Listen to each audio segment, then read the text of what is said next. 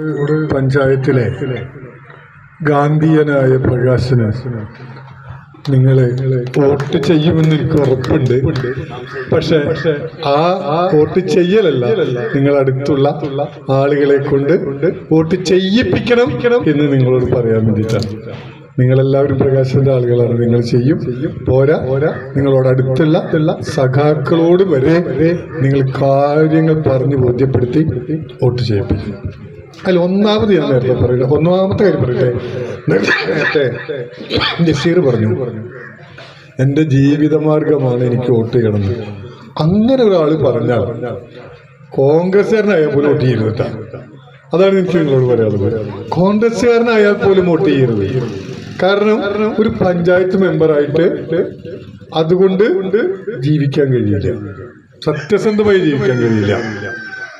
ഇപ്പത്തൊരു 7,000-9,000 മാസം കിട്ടാം, പെട്രോൾ അടിക്കാനുള്ള കാശിനില്ല.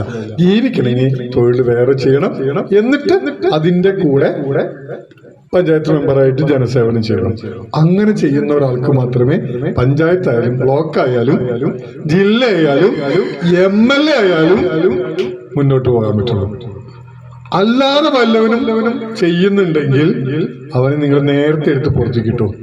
ഇത് ഞാൻ പറയുന്നത് KS നാരായണൻ നമ്പൂതിരി 1977 മത്സരിക്കാൻ വരുമ്പോ ഞാൻ വെറും 8ാം ക്ലാസ്സുകാരനാണ്.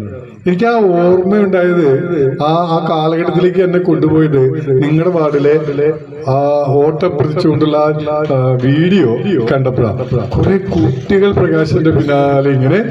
അപ്പൊ ഞാനും അതേപോലെ ഒരു പ്രായത്തിൽ 8ാം ക്ലാസ്സിൽ പഠിക്കുന്ന കാലത്ത് KS നാരായണൻ നമ്പൂതിരിക്ക് വേണ്ടി ഇതേപോലെ വോട്ട് ചോദിച്ച് നടന്നിട്ടുള്ള എല്ലാ വീട്ടിലും കയറിയിട്ടുള്ള ഒരാളാണ്.